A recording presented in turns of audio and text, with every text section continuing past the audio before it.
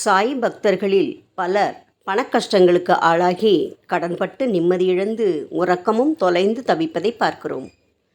பணக்கஷ்டம் வர பல காரணங்கள் உண்டு. அனைத்துக்கும் பொதுவாக கர்மா காரணம் என சொல்லிவிடுகிறோம். கடன்படுவதற்கான சூழ்நிலைகளை கர்மா உண்டாக்கி அதற்குள் தள்ளுகிறது. கடன்பட நேரிடும்போது அதை வாங்கி இதை ஈடுகட்டலாம், இதை வாங்கி அதை ஈடுகட்டலாம் என சிந்தித்து மேலும் மேலும் கடன்படுகிறோம். நம்முடைய நாணயம், நேர்மை, திருப்பித் தருகின்ற தகுதி ஆகியவை கடன் பெற்றுத்தரும். ஆனால் இவை அடைப்பதற்கு உதவுவதில்லை. கடன் தர முடியாமல் சிக்கிக்கொள்கிறோம். இந்த நிலையில் பாபாவிடம் முறையிடுவதை வாடிக்கையாக வைத்திருக்கிறோம்.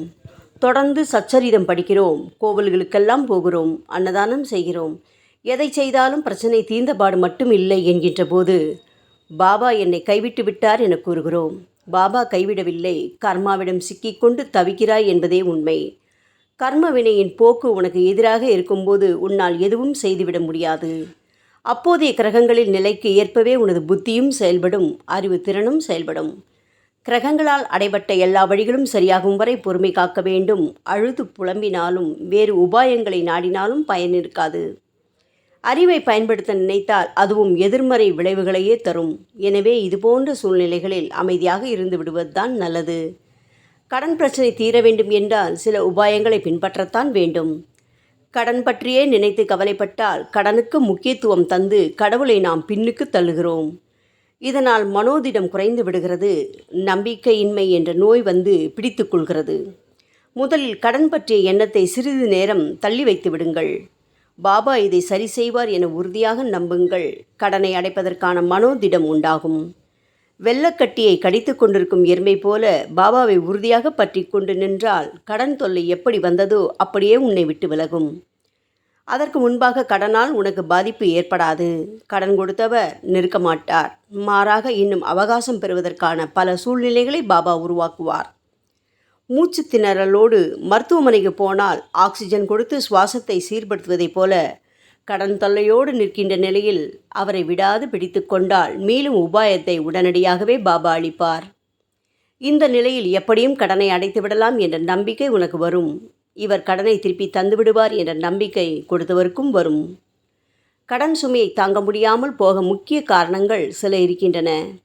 எடுக்கின்ற முயற்சிகள் தோற்றுவிடும்போது அதற்கு மேல் முயற்சிக்க பயப்படுகிறார்கள்.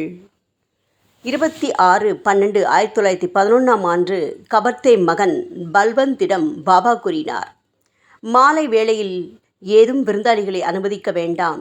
என்னை கவனித்துக்கொள், பதிலுக்கு நான் உன்னை கவனித்துக் கொள்கிறேன் என்று கூறினார்.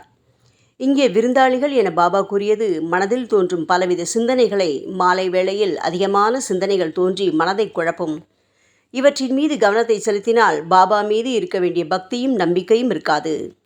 பாபா மீது நம்பிக்கை குறைந்தால் எப்போதும் அவர் என் பின்னால் உறுதியாக நிற்பதையும் எனக்காக அவர் செயல்படுவதையும் என்னால் உணர்ந்து கொள்ள முடியாமல் போய்விடும். கபர்தேயிடம் 18/12/1911 பாபா கூறியதாவது, நீ உணவு உண்டு வேப்ப மரத்தின் நறுமணத் தென்றலை ரசித்து நன்கு அனுபவித்து கொண்டு இருக்கிறாய். நானோ எல்லா விதமான தொல்லைகளையும் தாங்கிக் கொண்டு தூக்கமில்லாமல் இருக்கிறேன். அந்த நாளில் கபர்தே உடல் நலமில்லாமல் இருந்தார். அவரது நோய்களை தன்மேல் ஏற்றிக்கொண்டு அவற்றை தாங்குவது பற்றியே பாபா இவ்வாறு தெரிவித்தார். நோய் மட்டுமல்ல, கடன் மற்றும் எதிரிகள் தொல்லை என எதுவாக இருந்தாலும் நம்மை அதில் ஈடுபடுத்தாமல் மற்ற வேலைகளில் நாம் ஈடுபட்டு கவலையை மறக்கும்படி செய்கிறார் பாபா. அதேவேளை அவர் அந்த சுமைகளை இரவு பகலாக தாங்கிக் கொண்டு தீர்வுக்கான வேலைகளில் ஈடுபடுகிறார். பாரம் உங்கள் மீது ஏற்றப்பட்டு விட்டது என தவிக்கின்ற நீங்கள் அதை அவர் மீது இறக்கி வைத்துவிட்டு அமைதியாக இருங்கள். பொதி உங்கள் மீது இருப்பது போலிருந்தாலும் பாரம் முழுவதும் அவர் தாங்கிக் கொள்வார். இதுவரை அனைத்தையும் கடந்து வந்த நீ இன்னும் பொறுமையுடன் இருந்து வா.